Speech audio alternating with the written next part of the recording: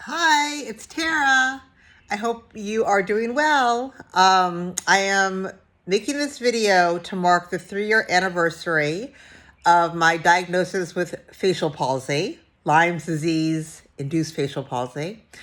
Um, Technically, it was, I want to say, late July, early August when I was diagnosed, and today's the last day of May, so I'm a little early, but I was feeling inspired to do this video. I don't really know what I want to say, to be honest with you, but um, I was just kind of recapping. Wanted to recap basically 3 years, 3 years of having facial palsy. So I guess what I wanted to focus on is less about the physical recovery, which I know I've chronicled over the years, and also the medical treatments that I've done to try and minimize the impact. But this is really more to focus on or to talk about the emotional recovery from my diagnosis. And in all honesty, I think that's really the challenging. That's the slippery, the tricky thing to navigate is managing, the emotional impact of having this. The physical stuff, it's obviously kind of annoying and inconvenient, but at least for me, it hasn't been life changing. The thing that is life changing is the emotional part of this. The insecurity that can obviously come from looking, having this condition. And obviously, especially early on, it was much more severe. It's obviously looks a lot better now than I did then, but even still, like you could tell that there's something happening with my face, and that does impact the way that at least the way that I kind of move around in the world, or at least internally. What I really, really made a conscious effort of is to not allow my insecurity to dictate the way that I live my life or the way that I interact with people or the decisions that I make. And not to say that it hasn't in some scenarios, but overall, I refuse to let facial palsy make me into a hermit, basically. And I feel like every time I've gone out into the world and been a little self-conscious, and I've done it, and I've been happy with the way that I happy with myself for doing that. It's just a little like, I don't know. It's like the diamond. It's like, pressure makes diamonds. It's like just a little more pressure. It makes me a little bit stronger every single time. Um, which is a good feeling, which is a good thing. That resilience that, you build and build, because every time you're tested and you rise to the challenge, you become more resilient. So anyway, so I would say overall, obviously when I first had this happen and I was, looking at things online, I was anticipating a relatively quick recovery, even a few months, now in the grand scheme of things would be considered quick, and a full recovery. And I think it's one of those things you kind of just ease into, like every day that goes by and you kind of just adjust. And so it's not like it was this huge shock that I haven't fully recovered all these years later, because I kind of eased into it and life went on around me, or my own life went on. And yeah, so I guess if I had known, like on day one, okay, Tara, like you're never gonna look the same again, you're never gonna smile again, you're never gonna maybe be able to blink your eye again, like that would have probably felt very devastating. But it is something like you just kind of every day you go with it, and life becomes more or less normal, and your new normal, and everything is fine. So that's kind of been my experience. I think I've also really made a conscious effort to remind myself that even though this happened and it was unfortunate, I don't have to let it define me, and I don't have to cause me to suffer. It kind of reminds me of the Buddhist parable of the two arrows, which I kind of go back to in my mind from time to time, which is the first arrow that hits you is pain.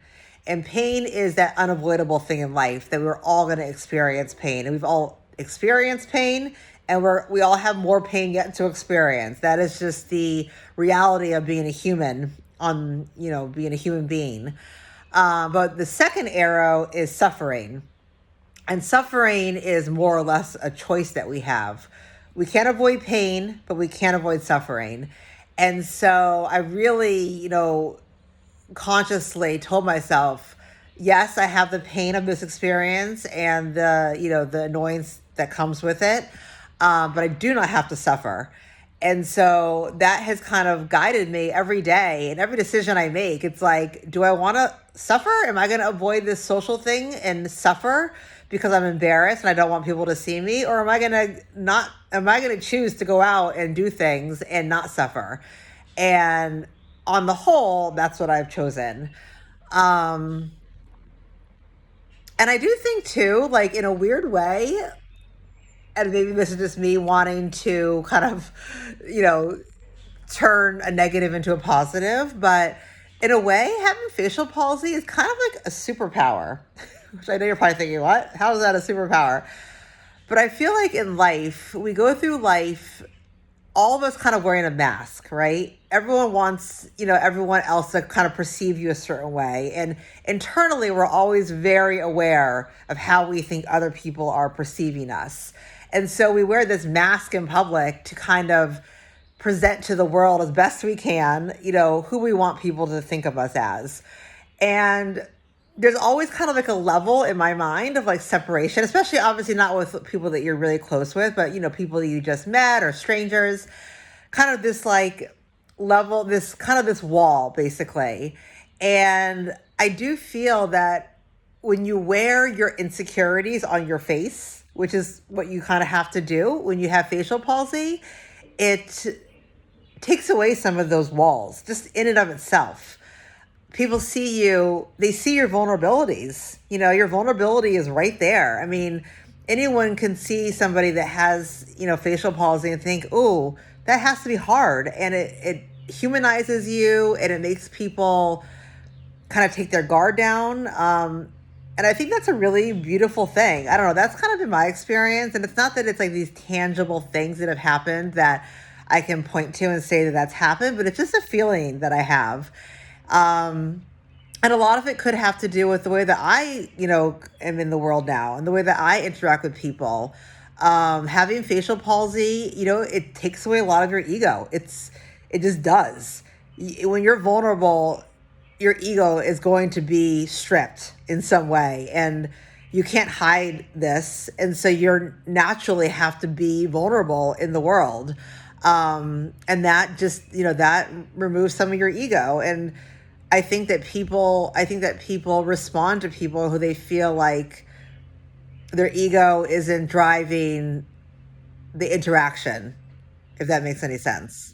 Hopefully it does. But anyway, again, obviously I wish I had not gotten facial palsy. However, looking back now, 3 years later, what I can say is that I have lived my life.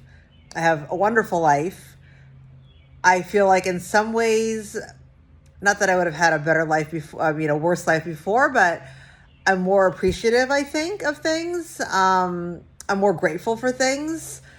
I take less for granted in my day-to-day. I interact with people, I like to think, in an even more authentic way than I did before.